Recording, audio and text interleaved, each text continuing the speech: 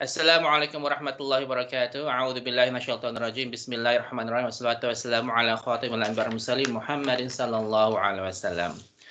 Alhamdulillah, we are gathered here again after Ramadan, right? Those of you joining us for the first time after Ramadan, taqabbalallahu minna wa minkum. May Allah accept whatever things we did in our Ramadan, right? And may Allah subhanahu wa ta'ala make us better than we were before, right? Now, as you know, right, the topic for today is understanding taqwa. Now, this word taqwa has been repeated in the Quran for so many times, right? You will see it is always usually comes after Ya ayyuhalladhina amanu, yeah, and ittaqullah, right?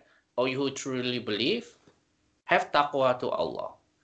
Now, this is, we know from what Ibn Mas'ud said, anhu, in which whenever there's a word or the verse in the Quran, Allah said, oh, you truly believe, Ya ayyuhalladhina amanu. You and I, we need to pay attention, right? So, and Allah used the word ittaqullah, right? Have taqwa to Allah on many occasions in the Quran, right? And this is something in which we will explore upon this, because we have to realize that after Ramadan, right? One of the main aims of Ramadan, I mean, the famous verse that you always heard before, right?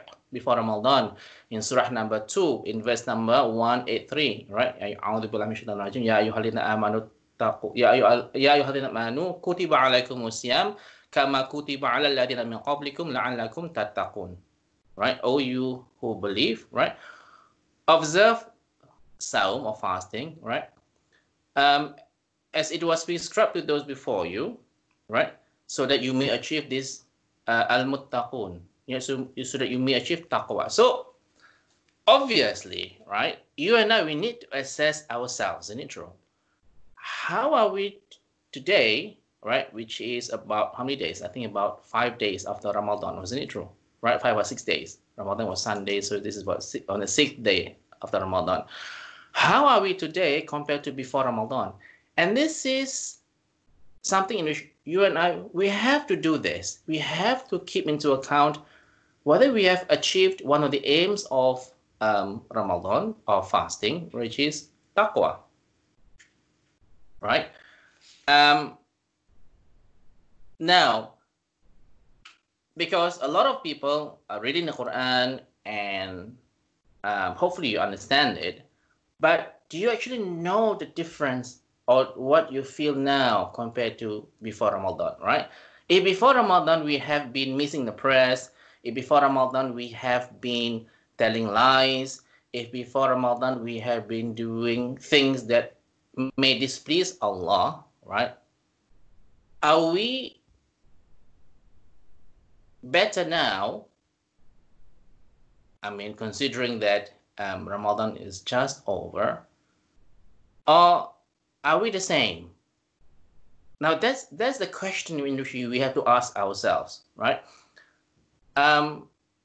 So we will explore now, inshallah, the meaning of taqwa, right? Now, and this is where you and I must be aware, right? Whether you like it or not, Allah knows every single things that we do, right? This is where in the history of mankind, we talk about Adam alayhi salam and he was created. We discussed many times in our talks, right? About how when Adam alayhi salam was first created, this is just an example, right? Of course, we have this Iblis who was, prior to all this, he was so pious to Allah, right? He was always obedient to Allah, so much so that he became quite arrogant, right? And he knew that, well, he had the freedom of choice. The angels had no freedom of choice, right? But despite the freedom of choice he was given, he was still obedient to Allah, right? Now, I mean, in the tafsir of the creation of Adam alayhi salam, right? When Allah created Adam alayhi salam, Allah put him on the, he was made of clay, right? I think for about 40 days, without any soul, the clay form without any life of Adam alayhi salam stood there in paradise. And this is where he actually went in and out of the cavities of Adam, right? Because he was very curious to know, who is this? I'm supposed to be the most important one, but this one is made of clay, right? It's not even superior than me, right? And after a while, right, he was trying to find out our weaknesses as mankind, right? And he kicked the clay and said, "You are nothing," right? Little did he know. That means he did not really actually know who Allah is. Allah knew exactly what he was doing. Allah is Al-Alim, the All-Knower. Allah is Al-Khabir, the All-Aware. Allah knew everything that he did. Even Allah knew what is in our heart, isn't it true? Allah knew in his heart. But little did he know, Iblis, right, that Allah is going to test him, right? What is the test? Very simple. Bow down. So Iblis was very surprised by this command. And knowing that he had a freedom of choice, right, he chose not to obey. Now, so this is how we assess taqwa, isn't it true, right? That to be God conscious and to obey because we fear Allah and we love Allah, right? Or we choose not to obey him, forgetting about all the consequences, right? So this is an example or given in many parts of the Quran about Iblis, and of course we know about Adam alayhi salam. Similar command, right? Allah informed Adam alayhi salam, you can eat from every part of the paradise, eat from the fruits here. You have all this, right? But just do not come near the tree, right? Now, very simple instructions, right? And as you know, the consequence of Adam alayhi salam, the consequence would be that he was tempted by Iblis to eat from this fruit, and he did. So the question is, does he actually has taqwa or not, right? I'm talking about Adam alayhi salam, right? And we're going to discuss about it later. I hope I remember about these introductions, right? But of course, the difference between Iblis and Adam alayhi salam was that Adam alayhi salam immediately repented to Allah, isn't it true? Right, without any excuses, right? Why he did not obey Allah. Okay, now, so this is the introduction, right? So taqwa itself is an ability for you and I to be conscious of our Creator, the one who will judge you and I, right? At all times, not just in Ramadan, not just in the mosque, not just when everybody is looking, but at all times. And this is this God conscious, this ability to think, is this right or wrong?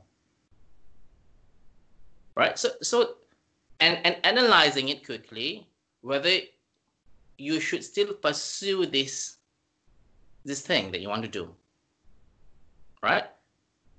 Now this is what taqwa is all about, right? In Arabic, right? It is taqwa comes from Arabic root word, right? Waqaya, yeah. In which the verb is the word ittaqi. Ittaqi is waqaya means it's like a shield, right? Ittaqi means to be careful, or to be protected, or to be cautious. Okay, so taqwa is the internal compass here at the heart, right? That governs the ability for you and I to know whether should we pursue this or not, right? Because there's always the accountability, of course, at the end of the day, And if we did the wrong thing, right? If it is sinful, right? Then the consequence might be felt either in this world or in the hereafter. So this continuous thinking, right, about our doings, our actions, right, whether it will lead to the pleasure of Allah or the displeasure of Allah. So this is taqwa is all about, right? And we know an example that given by Umar ibn Khattab and I think the Sahaba, I think it's called Ka'ab rada'anhu, right? In which Umar ibn Khattab was asking Ka'ab, so what is taqwa, right? And Ka'ab answered him, taqwa is as if he asked Umar ibn Khattab, right? How would you, when you want to cross from one pond to another, let's say in a small field, and there's a lot of thorns on the ground, right? How would you walk? Because in those days, these people were wearing thobes, right? Thobes, right? How would you walk in there? So Umar ibn Khattab, well, I would lift up my thobe, right, and I would make sure that I do not walk on the thorns, so that I'll be safe at the other side, right? So this is what taqwa is all about. Okay. Now coming to current examples, 2020. For example, right? And of course, right, praying, right? For one example, for example, when you pray, right, nobody's looking, right? Are we going to rush to the prayer, right? Because nobody's looking anyway. Alhamdulillah, I'm praying, but I'm rushing to the prayer. Or are we, you have this consciousness, well, I'm doing it for the sake of Allah, not for the sake of others anyway. Right? Should I slow down and all this and have khushu' in my prayer? So this is one example, right? Fasting, of course, famous one, right? Nobody's looking in this room, right? I'm fasting, alhamdulillah, for 6 days, right? Shall I just, I'm very thirsty, right? For now, fasting is longer, right? It's about from 2:56 this morning until about 9, perhaps 9:07 or 9:08 later, so more, but 18 hours, subhanallah, right? Very thirsty, right? Should I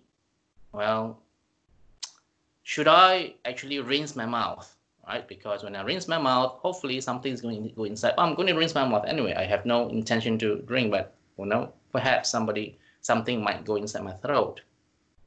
Alhamdulillah, if that happens. Do you know what I mean, right? So this is the second example about fasting. Right, on the ground, right? If the door is opened, as in many times, right? When you come up, especially now in the lockdown, right? And the gate going into the underground, the gate at the ticket machine there is open, right? Should I tap or should I not tap, right? Is this taqwa? Anybody? Should I tap my underground or not? So is this a sign of taqwa? Tap. Sorry? Tap. Yeah, so in the sense that it is part of taqwa, isn't it true? Because you will know the consequence. It's not just about, well, I'm going to be fined. There's a lot of difference, right? If you are fearing that, oh, I might get a fine of how much now at the underground? I think 60 pounds, and my name is on the list. Rather than I'm afraid of Allah. There's quite clear line that do we tap because we are fearful of the fine that we might get, or do we tap because, well, it's cheating, isn't it true? If you don't tap, it's lying, isn't it true? Right? And lying and cheating is a big sin. It's not a small sin, right? So this is a sign of taqwa, isn't it true? If the doors are open and the gates are open and you tap, it is one of those, it seems like a small example, but it is quite huge to some people. Some people, like, even when the gates are closed, when you are walking through the gate, in which, for the trolleys and all these people, some people, they do not want to pay, they just rush in behind you, and subhanallah, right? You see this happening all the time, right? When you are in the park, lockdown, right? And even a lockdown, Allah gave us beautiful sunny weather, right? Now you can go to the park, inshallah. I think, what is it now or in the next few days, right? Scotland has opened up I think 8 people today from today onwards, right? Beautiful girl passing by. Well, nobody's looking at you, right? Should you look up once, twice? And this is something in which only you will know what it is, isn't it true? In terms of this, what is your reaction when, you know, in this summer, right? When people are passing by you with almost half naked, right? You're lying down, resting, right, in the park, right? Girl pass by. Would you want to take out your shirt and, oh, I'm so hot? I mean, this is a common occurrence to some people, isn't it true? Right? Borrowing money, right?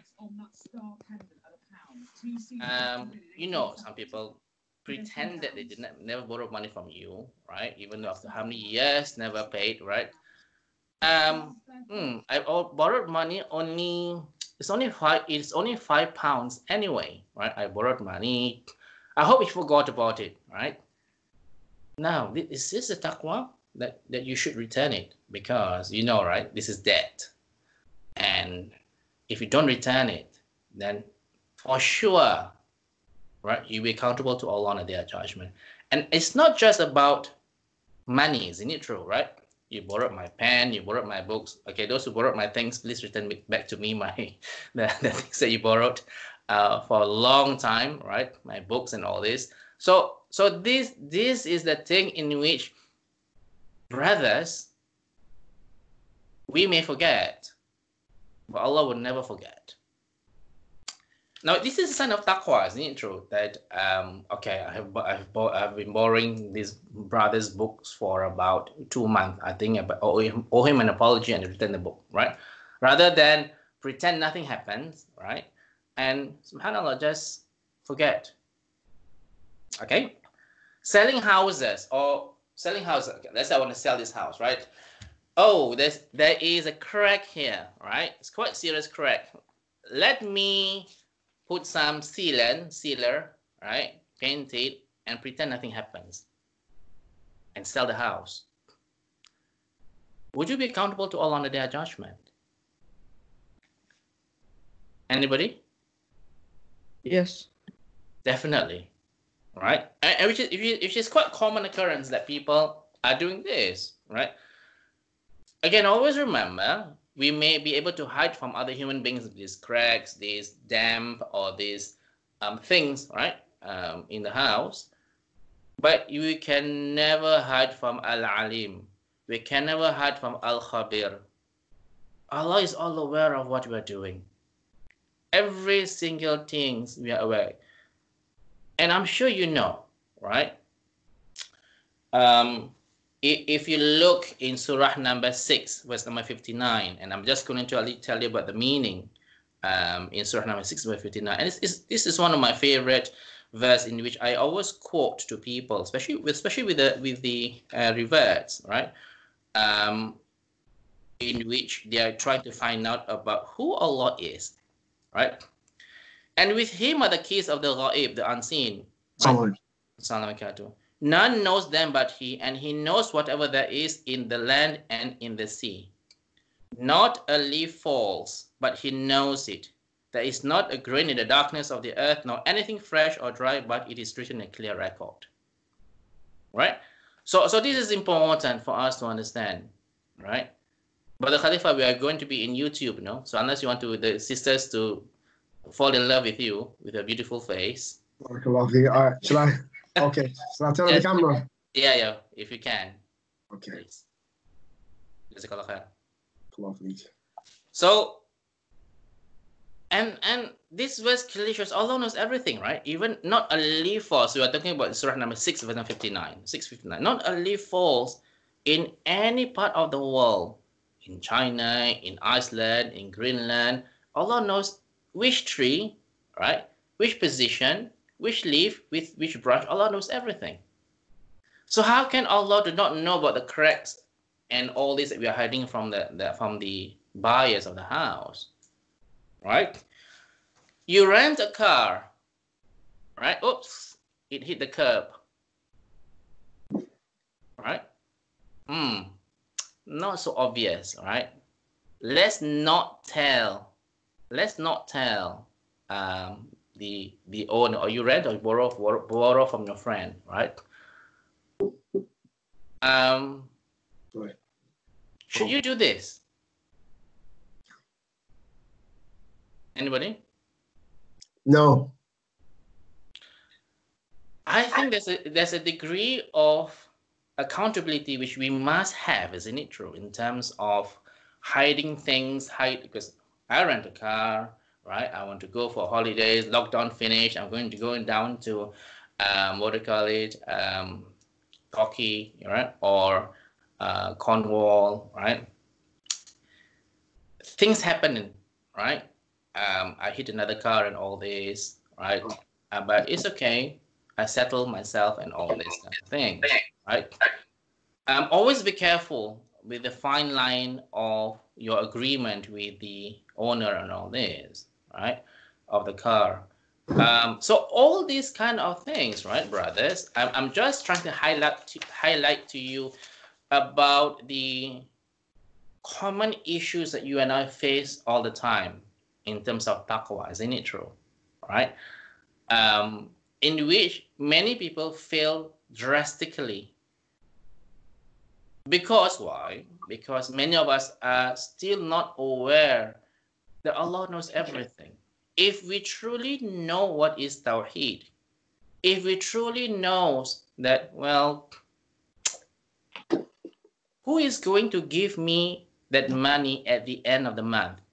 Is it my employer or is it Allah? And the worst thing, some people, right? Even though Asar time is here, right? Even though the prayer time is here, you continue to work and work and work and work, especially in winter time, isn't it true? You have Asar time only about how many hours? Asar is maybe about 2 o'clock. Maghrib is about 3:50, about the most 2 hours that you have, right? And because of this, right, you forget, right? It is not your employer who give the money, it is Allah, right? Students studying for exam, and I heard it so many times, and I'm quite disappointed with some people, right? I'm not judging, of course, right? It's not for me to judge, right? About the fact that, well, came to my ears and all this, and from the person itself. And you know me, right? I'm quite direct when I ask you, so how's your prayer and all this? In a nice manner, of course, without judging, right? And because of these exams, I miss, because I have to study, I miss some prayers. I mean, it doesn't make sense, isn't it true, right? The one whom has given you and I the eyes, the ears, the brains to study in school, and the money, of course, right, to pay for your school fees, we are actually forgetting to thank him in our prayers, because when I say thank him, that means when we start to pray, right, it's a means of being grateful to him, isn't it true, right? And you say, Alhamdulillah Rabbil Alameen. The first thing, Al-Fatiha, you praise him for giving you everything. Rabbil Alameen. He's the Rabb of everything. And so this is where you and I, we have to really truly understand what is taqwa, right? And I'll be very frank with you, right? And we discussed before in this topic, I think a few days ago, about how do we know our Ramadan is accepted, isn't it true, right? If you are still the same level as you were before, right? Before Ramadan, right? Not least concerned about Allah in our daily activities and in our daily lives, in our dealings with people. And remember, right? Islam is not just praying, right? Islam is not just about fasting. Islam is 24 hours a day. It's a way of life, isn't it true? It's the way you deal with others. I was a dentist before. Can you imagine if I were to have patients just because I want a lot of money, just drill. Even there's no hole, you should still drill the holes in all this because, well, doing all this, I get more money. I mean, and that matters to, you should consider this, isn't it true, in terms of your provisions, because subhanallah, then the money that you earn is going to be haram, right? I'm a solicitor now, right, in immigration and human rights. The amount of lies I hear from those who want to stay in this country is tremendous. And this is something in which you have to be very careful, even for me, right, as a solicitor, right, to take on cases which involves lies and all this, knowing that it's a lie. Is that a sign of taqwa?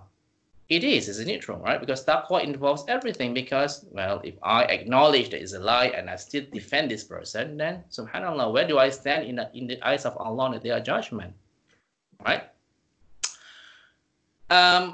So a lot of things we have to think about, brothers, in our daily lives, right?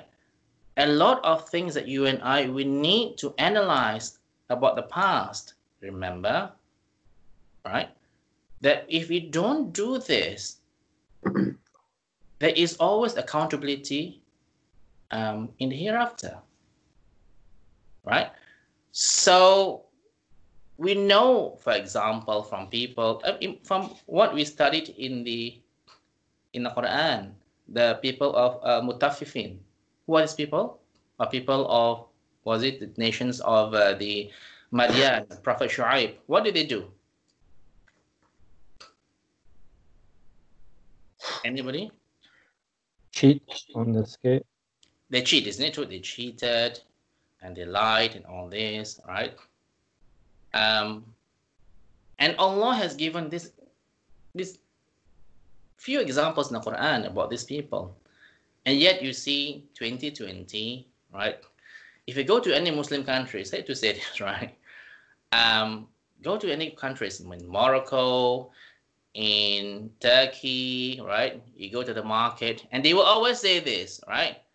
Oh, your name is Muhammad, right? You are Muslim. Oh, you're my brother. Come, don't worry. I give you very cheap price, right?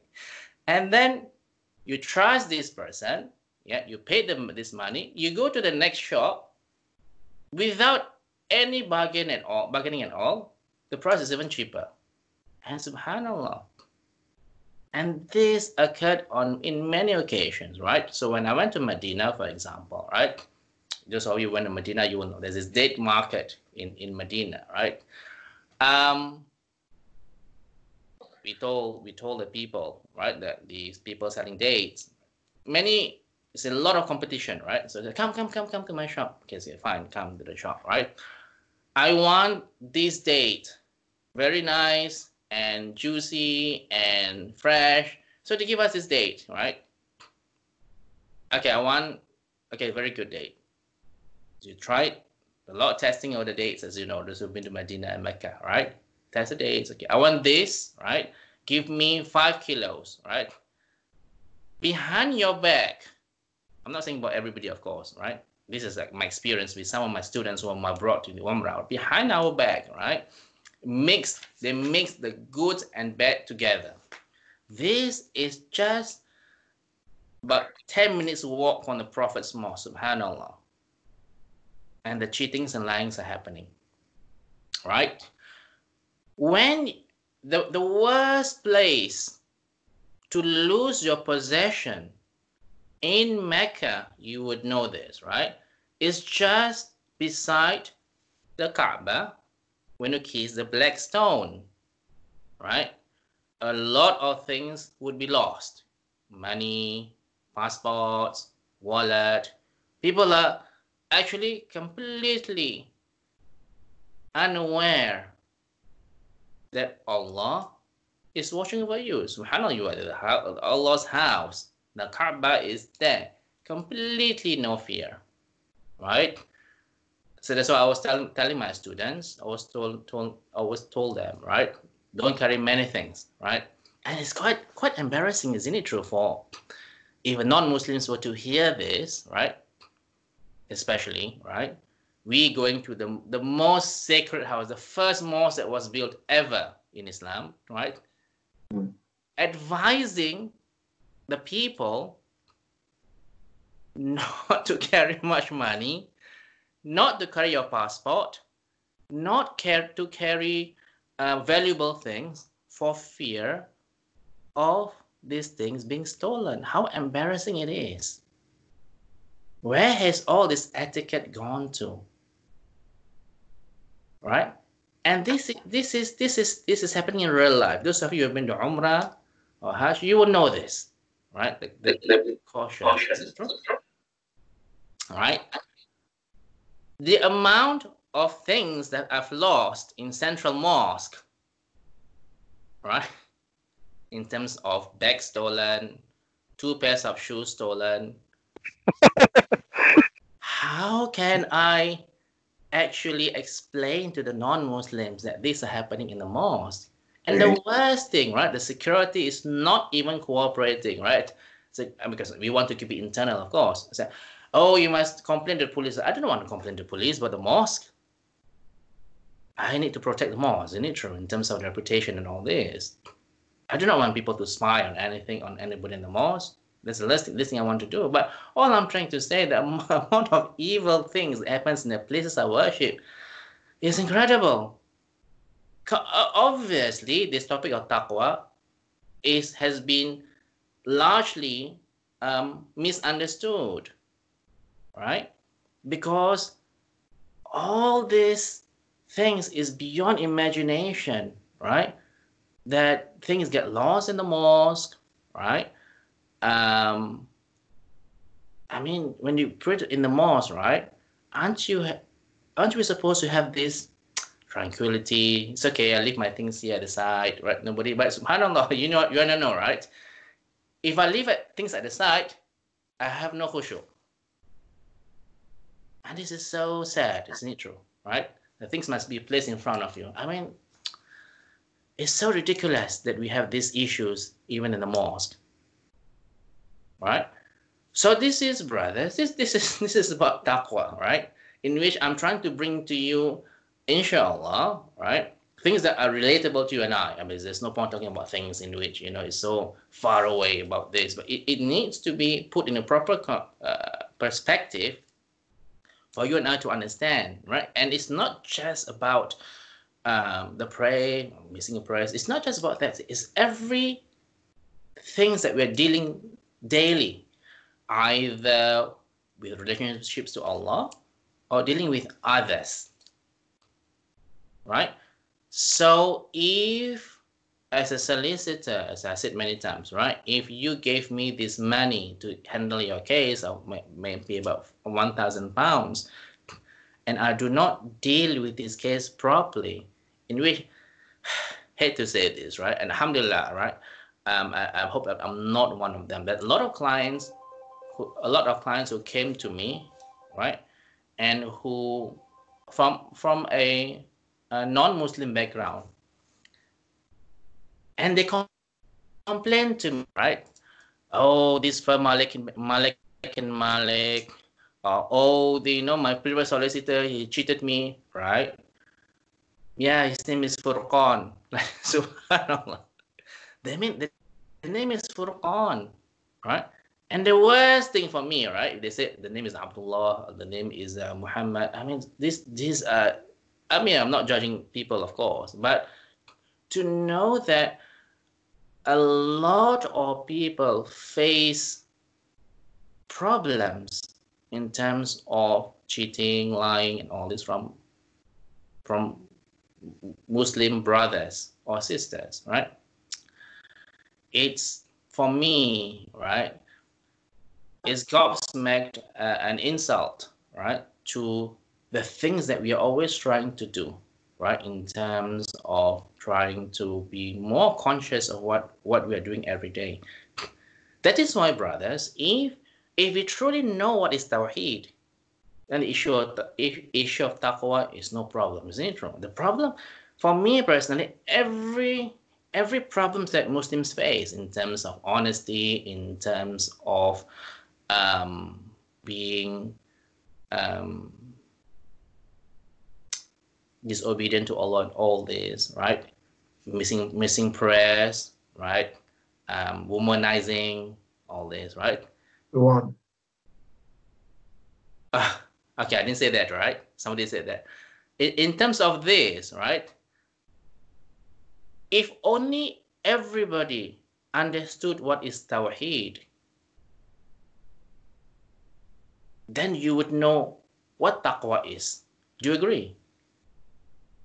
About Allah as our Rabb, right? If you know that Allah is the one who is going to provide us, sustain us, then we shouldn't, let alone miss, of course. We shouldn't delay the prayer too much. Isn't it? Of course, things happen sometimes where you can't pray exactly on time, right? At least at that point of time, when Asr is about 5:17 today, and you are still going out somewhere, that there is this thing in our heart, isn't it true? That this heaviness, 5:17, Allah's waiting for me.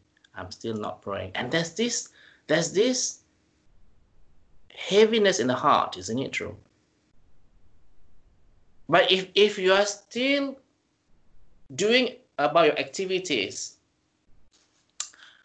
saying that, well, Asr is from 5:17 until about 9:05, we have all this, then we need to question a little bit about our taqwa, isn't it true? Right? Of course, everybody has different way of thinking, but this is something in which you and I, we need to resolve this. Brothers, there's no time.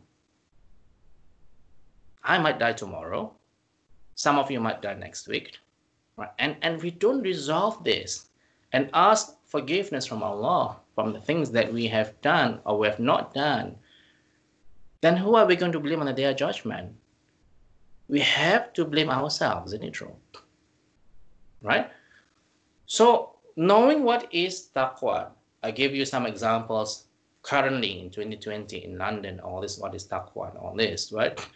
So let us discuss now, what are the factors that affect your taqwa and my taqwa? What are the factors that affects it? Anybody?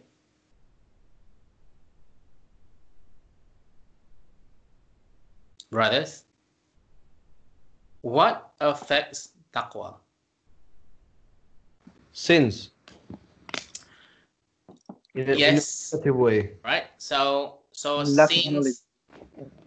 Okay, hold on, one first, right? So let's talk about sins, right? Because when you do sins and you don't repent, what happened to your heart? It gets all these black spots, isn't it true?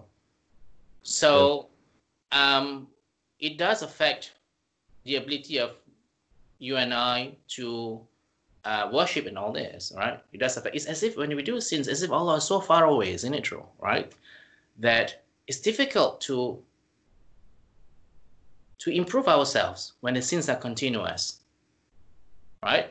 So sins, yes. Next one, sorry. Lack of knowledge. That is very important, right? Lack of knowledge, because, well, if I have no knowledge that, well, I don't drink, but I'm going to set up a restaurant with alcohol, then that lack of knowledge will lead me to more sins, isn't it true? Right? So this is very important for us to have this knowledge, for you and I to attend lessons, to read books, and to get this guidance from the Quran and all this, in order for you and I to improve ourselves, inshallah. But why do you think people have lacking knowledge?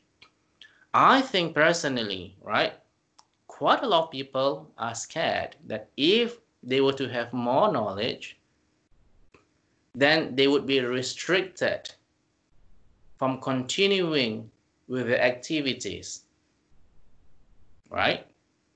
So if you do not know what is lowering your gaze, right, and you like to suntan in Regent's Park, for example, right? Some of you may, I won't mention names, right?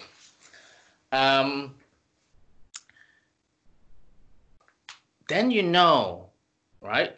It's difficult for you well, if I seek knowledge, then I know I cannot plant path. I'll be so pale. I cannot suntan. Nobody's looking at me, right? I won't have any wives. So all these things that is in your mind, right? But if you have knowledge, right, you know that subhanallah there is an aura to be covered, right? You shouldn't wear tight things, isn't it true? Right? Some of you, right? You should lower your gaze, of course, right? Shouldn't talk to any sisters. So all this kind of knowledge is quite important, isn't it? Because Allah said in the Quran, "Wala taqrabu zina" in Surah number, was it 17? Verse number 32. I might be mistaken, right? Do not come near zina. Allah did not say do not do zina. Do not come near zina. So all this kind of coming to near zina in terms of your dressing, in terms of you looking at the people, in terms of you picking up the sisters' numbers and all this, right? It all boils to knowledge, isn't it true? That you shouldn't do this.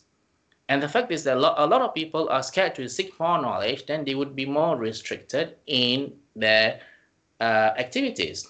So if I got no knowledge or less knowledge, then I wouldn't know. On the day of judgment, I plead ignorance. Would this work with Allah on the day of judgment, brothers? No. Definitely not, right? You can't plead ignorance. It doesn't lead you anywhere. That is why seeking knowledge, it is obligatory. It's not a sunnah, it's obligatory. Make sure, right? You seek the proper knowledge, right? Any other things? What are the factors that will affect our taqwa? Laziness. Laziness. Well, yeah. I mean, you have a freedom of choice anyway, isn't it true? To do whatever you want and all this, right? And other things? Distractions. Consumption of what we're consuming. Sorry? What we are consuming is luqma. What you're consuming? Yeah, it's luqma. Okay, for example? For example, you know what the Prophet said, people come to Hajj, Yes. he walk all the desert and he get tired, but he make dua, but Allah doesn't accept his dua because he's... Oh, you're talking about your whatever things is your income, your sustenance is in Israel, right? Yes. About this hadith, yes, right? That because of that, Allah do not grant your dua, right? Because haram income, haram wealth, everything is haram, right? Allah would not accept your dua, including your asking of forgiveness, right? Because of this hadith, as the brother said, right? And other things?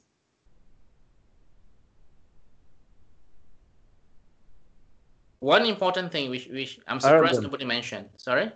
Arrogance.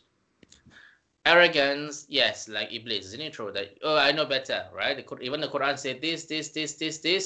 You're still on Tinder, isn't it true? Right? What other things? Shaitan, isn't it true? Right? Allah said in many parts of the Quran, yeah, Shaitan is to you and me a plain enemy. Yeah. Enemy is an enemy, brothers. Never make friends with your enemy, isn't it true? Shaitan will never change. And that's for sure. Right? And this is something in which we need to seek refuge in Allah from Shaitan. Right? So make sure we are aware, right, how that Shaitan will never rest until you and I follow him wherever he wants to lead us, which of course to hellfire, right? So do be careful in this. Other than that, any more things? Sorry? Distraction. For example? Work, life, making money. Yeah, so it's a dunya, isn't it true, in general? Dunya, right? The dunya will consume you and I if we are not careful with this, right? This is where, well, I have to say this, right? We are allowed to pursue our dreams, right? In terms of if you want to be a doctor, you want to be an architect, it's by all means, may Allah make it easy for you. But make sure nothing about Islam is compromised. in terms of prayer, in terms of everything, right? It must be under the you must have a fact that everything comes from Allah anyway. What you have, right? What you achieve, everything's from Allah, right? Again, it's based on Tawheed. Again, if you have Tawheed, you know what to do, right? There's nothing wrong having a big house in Kensington, in Chelsea. There's nothing wrong. But make sure you know where the money comes from. Make sure you help the poor. Make sure that there are limits that you have, and make sure you don't have loans because you want to lead this kind of lifestyle, right? Now, so this is about the dunya, and of course it affects you and me greatly, right? In fact, Muhammad ﷺ said, right, he's not afraid that you and I are going to worship an idol, but he's afraid that you and I are going to have this issue of al-wahan, isn't it? Wahan, which is love of the dunya and fear of death. Okay, any other things? Sorry? Knowledge. Knowledge we discussed, alhamdulillah. Our soul, our nafs. Your nafs. Yeah. Yes. We have, well, this is with Allah's will, right? A nafs that is always disobeying Allah unless Allah is showing us His mercy, right? So that's why there's huge topics about purification of the nafs, isn't it true? Right? We discussed before about purification of the heart, so that we are able to make it clean, make it pure, so that our main purpose in life, brothers, it is to worship Allah. وَمَا خَلَقْتُ الْجِنَّ وَالْإِنسَ إِلَّا لِيَعْبُدُونَ. Yeah, in which Allah said, I do not create the jinn and mankind except that they should worship me alone. Any other things?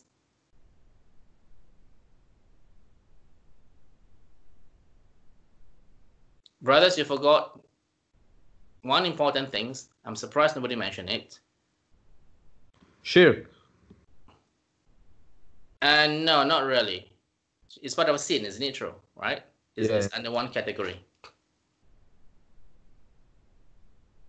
Who grants us taqwa?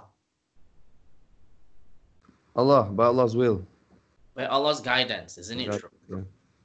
Therefore, if Allah guides us, you no need to worry about the nafs, about shaitan. Nothing can misguide us, isn't it true? Right? So this is where you and I, we need to really go to Him and ask for His guidance.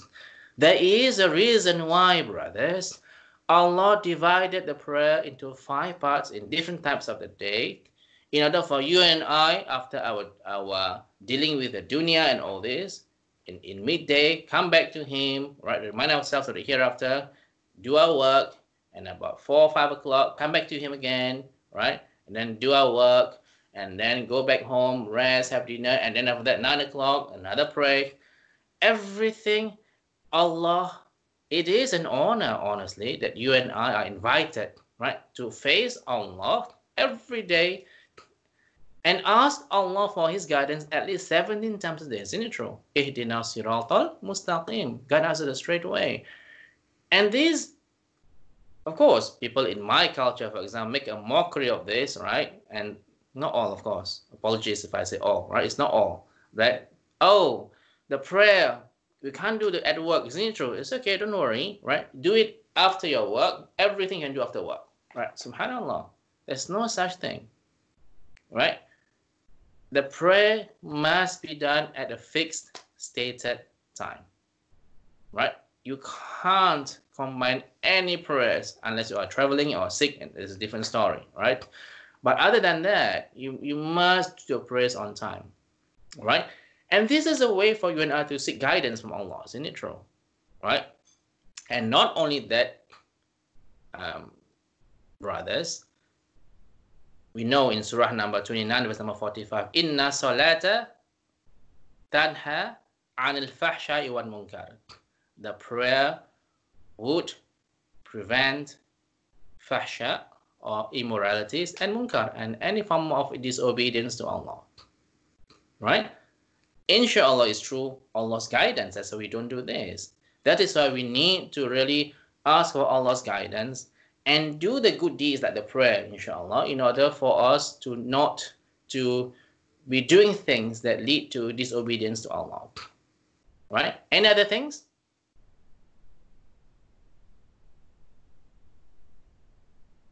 Companions? Right? Definitely. That's very important, brothers. If you have bad companions, right, it reflects very badly on yourself, because then you have not read the Quran properly, right? Where Allah has specifically informed us, and I said this in many times in our lessons, isn't it true? Who is our awliya? Okay, remember, awliya is not friends. Awliya is the one who you always hang around with, you ask for advice, you seek knowledge from, right? One of the believers. Right. So who is your awliya? Now, if you turn to surah number 5, right, in verse number 55, right, Allah informed us in a very clear term. You don't need to ask any scholars regarding this, right? Innama waliyukumullahu wa rasuluhu walladhina amanu alladhina yuqimuna as-salah wa yu'tuna az-zakah wa hum raki'un. Verily, your wali is none other than Allah, His messenger, and the believers. The believers are not just Adam, Muhammad, Ahmad without practicing, right? There is a condition of who are these believers who must be your awliya, right? These are those who perform salah. Again, aqimis salah doesn't mean just perform salah just like that. Fulfilling all the conditions of salah, especially khushu', on time, in congregation, and for the brothers, inshallah, once the lockdown is over, in the mosque, right? So all these things are aqimis salah, to fulfill the criteria of salah. And those who give zakat, and those, they are the raki'un, those who are always obeying Allah. So these are the criteria that Allah has set up for you and I to choose the companions. Isn't it true, right? Even if you look, I mean, all of us are reciting Surah Al-Kahf on Fridays, isn't it true, right? Surah Al-Kahf 18, right, in the verse number 28, right? In the meaning, and keep yourself, right, patiently with those who call on the Lord, morning and afternoon, seeking His face, and let not your eyes overlook them, desiring the pomp and glitter of the life of the world, and do not obey him whose heart we have made heedless. It's quite interesting, isn't it? Allah said, whose heart we have made heedless. Allah is the one who made the heart heedless on the basis of their disobedience to Allah, right? And of our remembrance, right? And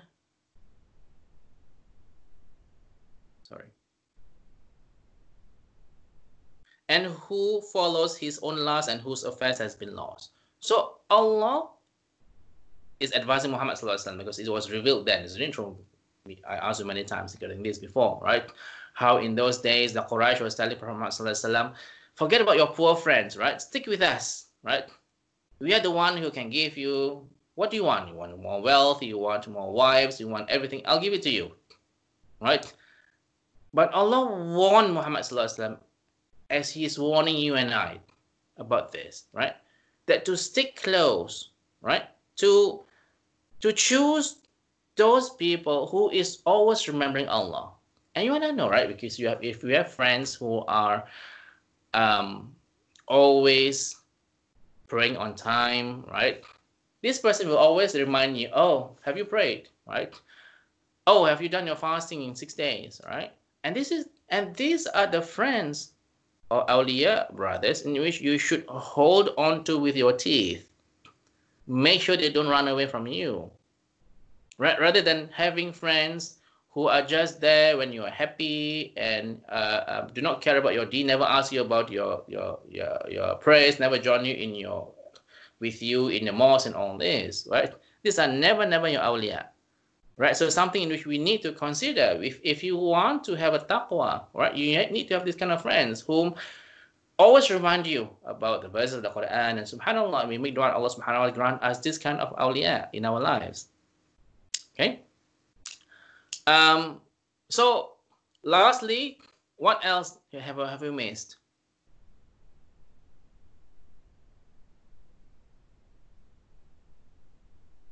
Culture.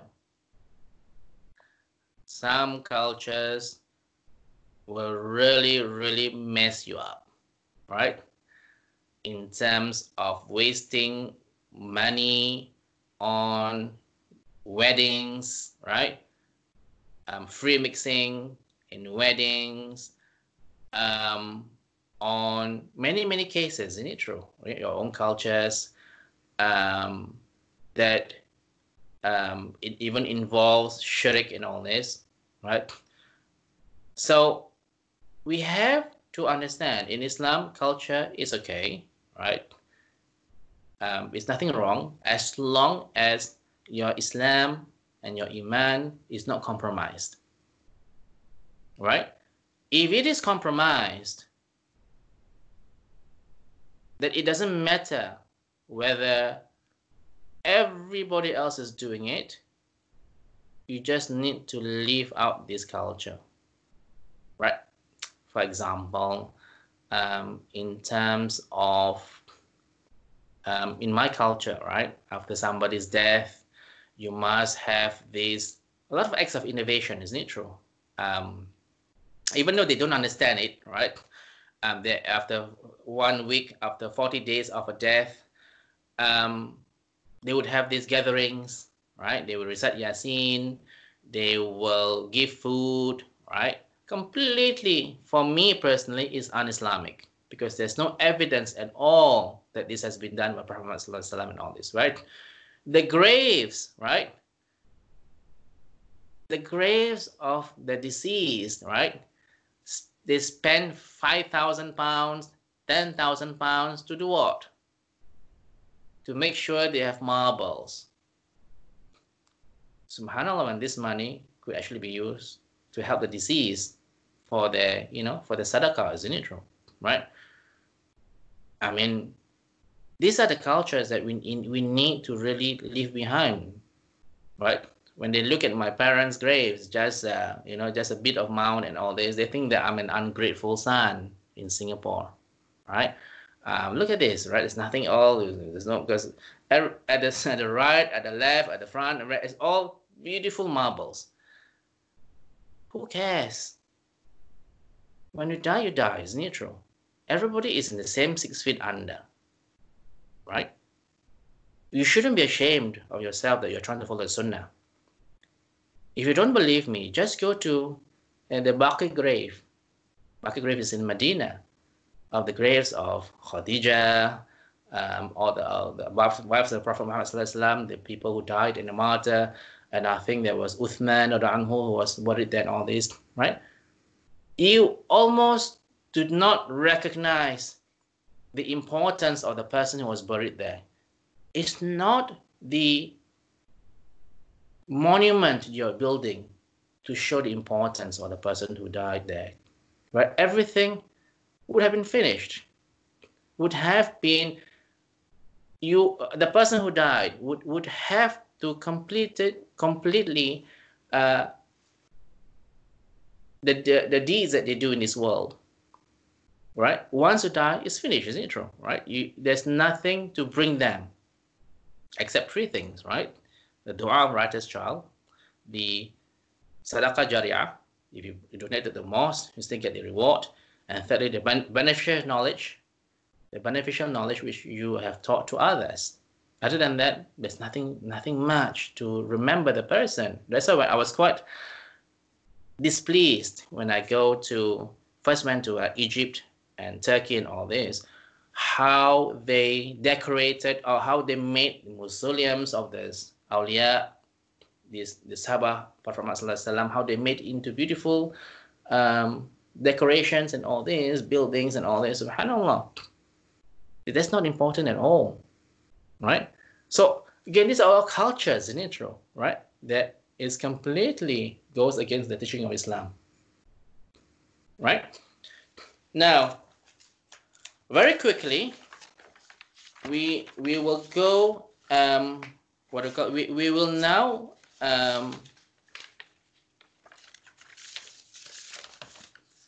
go through when you have taqwa to Allah, what is your benefit for you, right?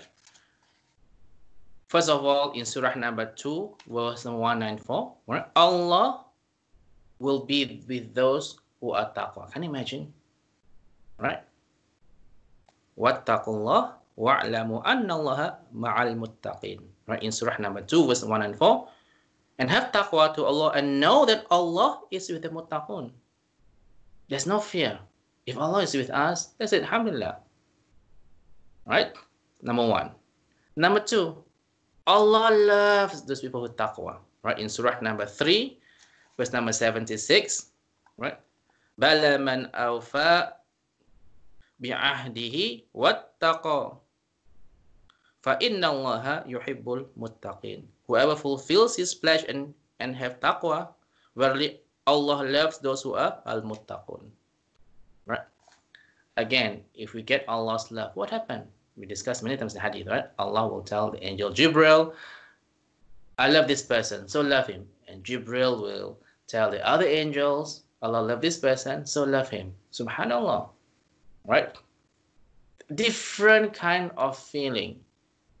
Right? I'm not saying that you're going to have all those luxuries, you're going to live in a nice bridge. This is nothing. The feeling of how Allah loves us is uncomparable. No matter what happens in our life, we know that Allah is always with us. Alhamdulillah. Right? And this is something in which a person with taqwa will get Allah's love. Number 3, Allah will honor them. We've discussed this many times in surah number 49, verse number 13. Inna akramakum indallahi atqakum. Right?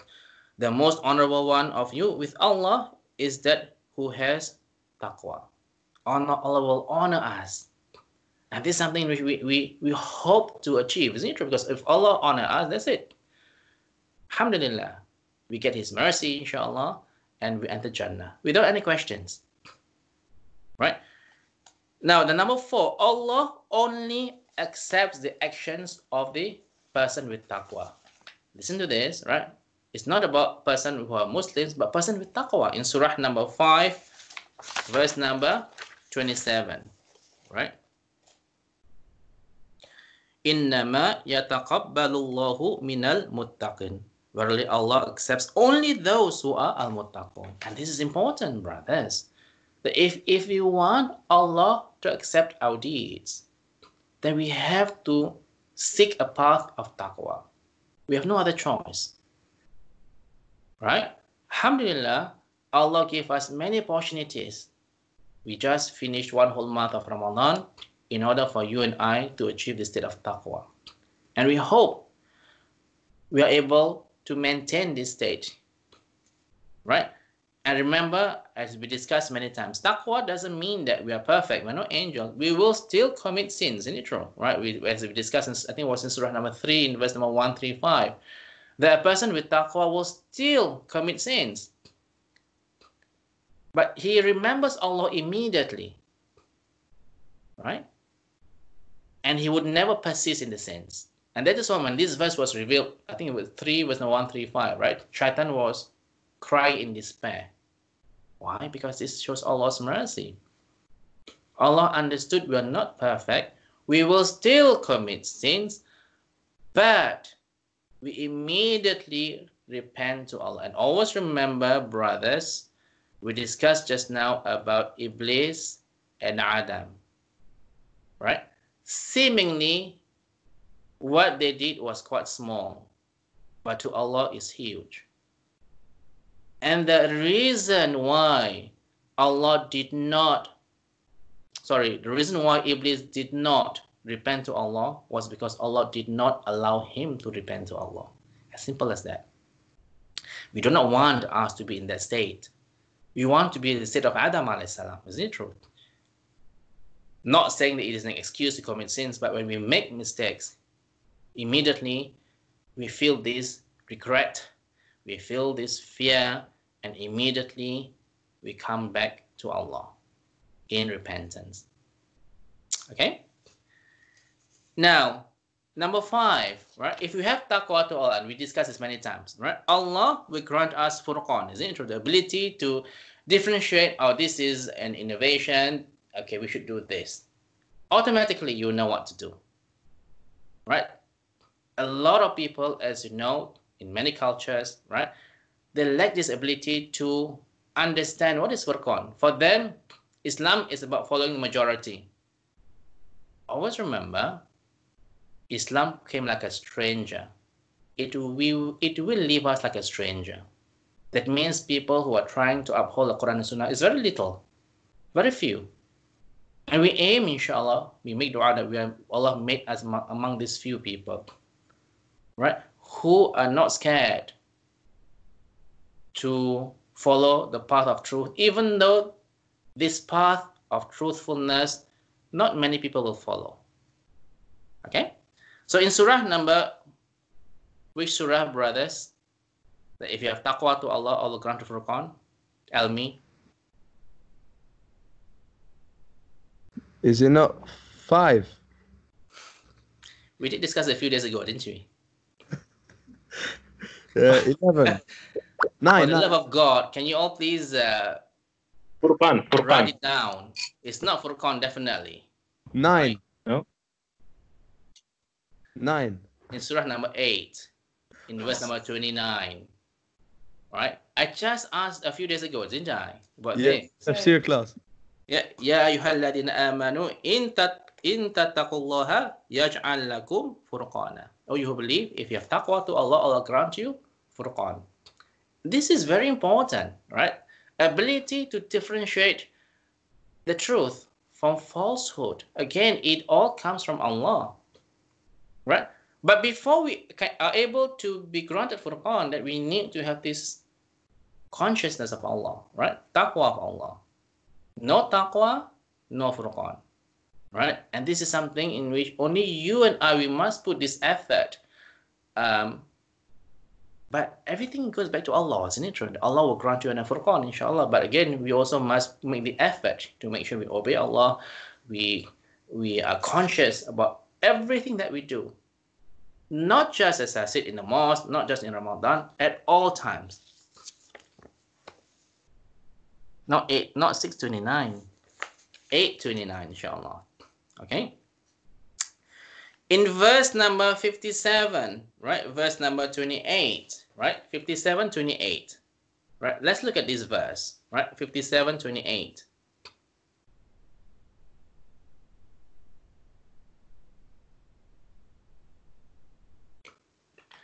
In the meaning,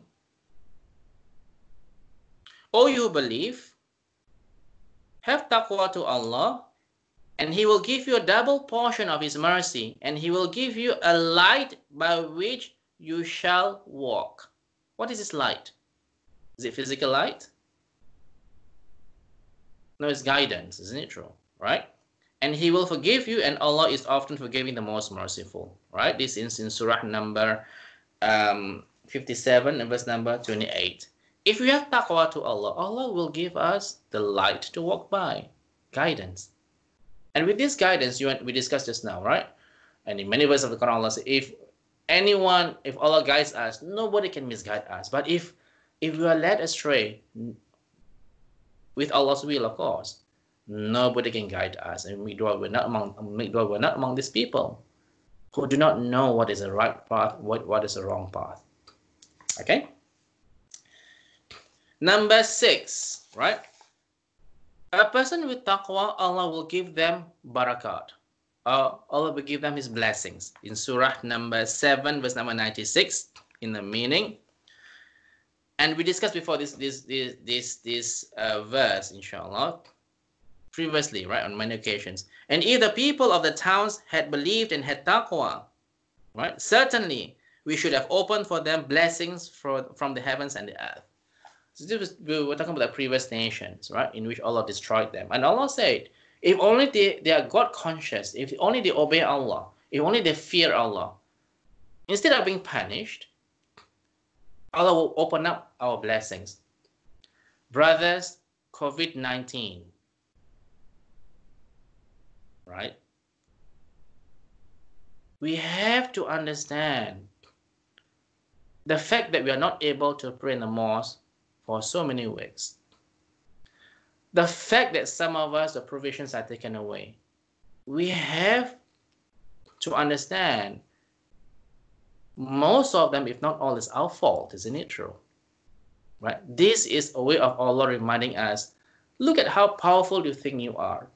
You think you can do this, but with this unseen armies of Allah in terms of a virus, the whole world is on its knees, isn't it true? Yeah, I mean, in America, in the UK, in France, in Germany, in Russia, right?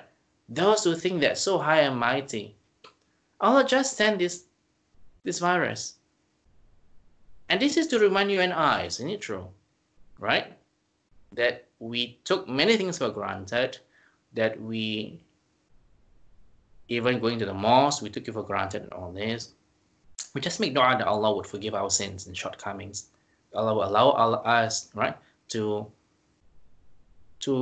come to the mosque, to His house, to worship Him. Right? Remember in Surah number, okay, again, we discussed this a few days ago, right? I thought it was yesterday, right? Which verse did Allah say, right? Allah will not change the conditions of the people if they don't change the condition themselves.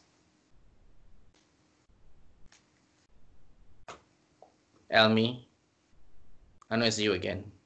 Which verse? About the condition of the people, that Allah will not change the condition of people if they don't change themselves. Yes. And then I saw We did say yesterday, didn't we? 3. No, it was 13, I believe. Yes, 13 in verse number? 11. Yes, 13, 11. Right, alhamdulillah. This is very important, isn't it true, right? It's the principle that we must uphold, right? When things happen, we have to blame ourselves. We can't blame Allah. Right? We are the one who disobeyed Allah on many occasions. Do you agree? Right? So, Inna Allah la yughayyiru ma biqawmin hatta yughayyiru ma bi anfusihim. Right? Allah will not change the conditions of the people as long as they do not change the conditions themselves. So this is the thing in which you and I connected to the verse about if only they have a taqwa to Allah, right? Allah will open up the blessings. I mean, we have to blame ourselves that we are not able to pray the mosque, right? And we must take it, alhamdulillah, in a positive way. And you and I agree. I mean, I don't know about you, but this Ramadan for me is the best Ramadan ever in terms of being able to rest, being able to do extra prayers at home, which will never happen again at all, inshallah, if the mosque is open, as you know. It is the Ramadan in which we have been memorizing more things, right? We are at home with our families, praying together. So all this for me is a huge blessing that Allah has given you and I, right? And at the beginning of the month of Ramadan, even before that, I did, hopefully, inshallah, right, try to motivate all of you, right, in terms of make this Ramadan as the best Ramadan, right, despite the shortcomings of the mosque closed, because Islam must not be defined by the mosque, isn't it true? Islam is what we have inside you, inside me, right? So, as I heard from some brothers, oh, my iman is low because I can't go to the mosque, then something must be wrong with your Islam, isn't it true? For surely, Islam, taqwa is from the heart. We accept Allah's punishment. We accept Allah's decision to close the mosque and all this. But at the same time, subhanAllah, it's not the end of the world, right? It's something in which you and I, we just need to move forward. And at least, inshallah, because the mosque is closed, do you think that we get the reward of as if you are praying in the mosque, brothers?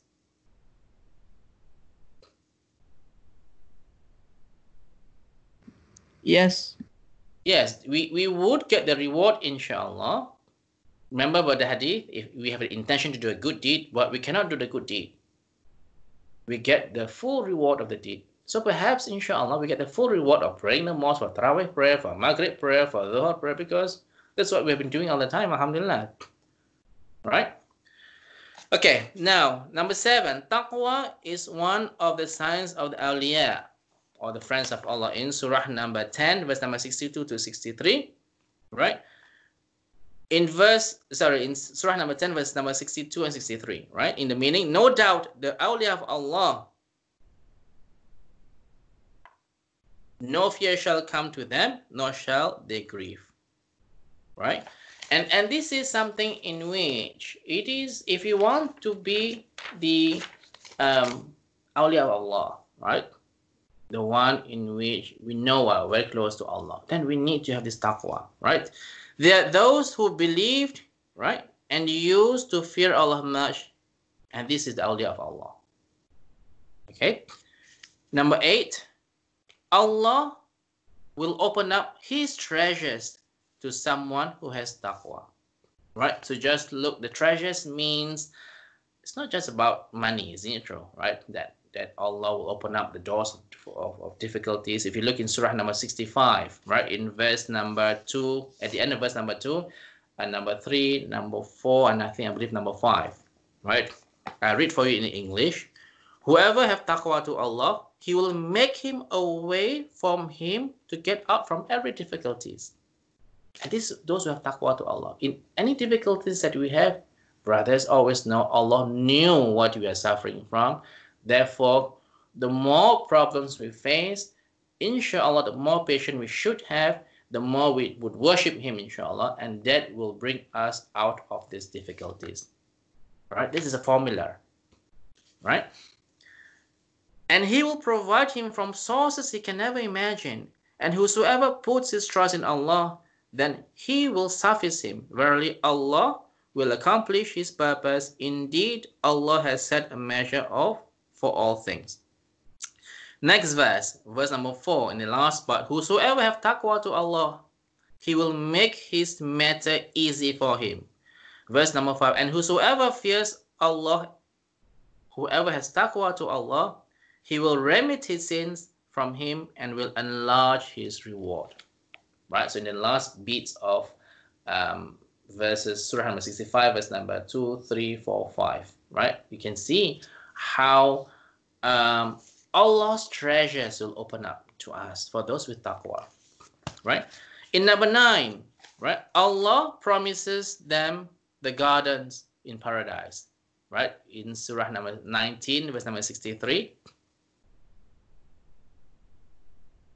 Such is the gardens of paradise which we shall give as an inheritance of those of His slaves who have been al-muttaqun. Right? So this is the promise of Allah.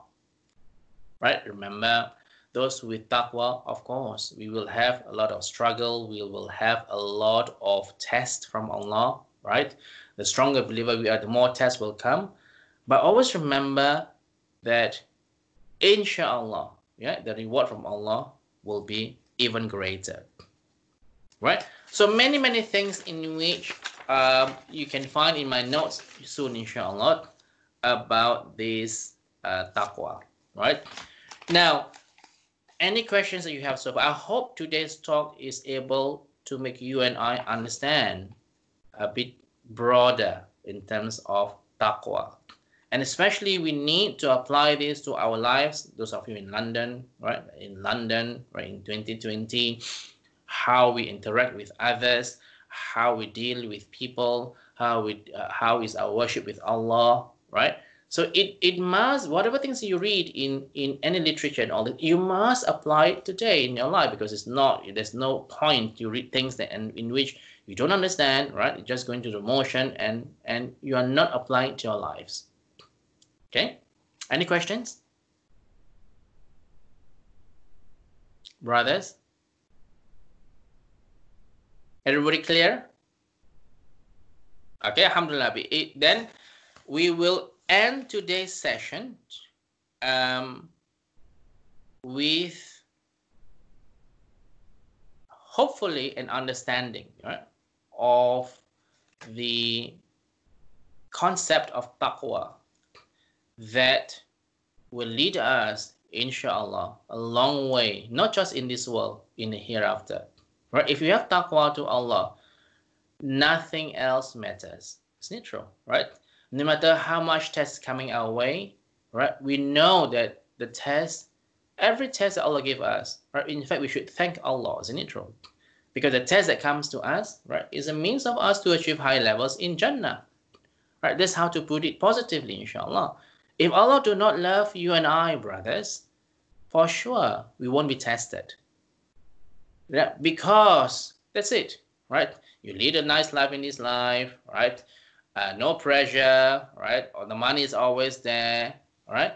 It will never make you and I strive as if Allah is not important. But the more we need Allah, the more we obey Allah, the more we try to please Allah at all times, right? It's a sign of people who wish to meet Allah in the hereafter. And this is what we hope to get the pleasure of Allah, the mercy of Allah in the hereafter. Okay? With no questions, may Allah subhanahu wa ta'ala accept all our deeds in the month of Ramadan. May Allah subhanahu wa ta'ala increase our iman and taqwa after we experience the beautiful month of Ramadan. May Allah subhanahu wa ta'ala make us among those whom He is pleased with at all times. Forgive us for our past shortcomings and our future shortcomings. May Allah subhanahu wa ta'ala make you and I among those who will inherit Jannatul Firdaus, we and our family members. Ya, subhanakallah wa bihamdika asyhadu an la ilaha illa anta wa astaghfiruka wa atubu ilaik. Subhana rabbika rabbil izzati amma yasifun wa assalamu ala mursalin walhamdulillahi alamin. Assalamu alaikum warahmatullahi wabarakatuh. Assalamu alaikum.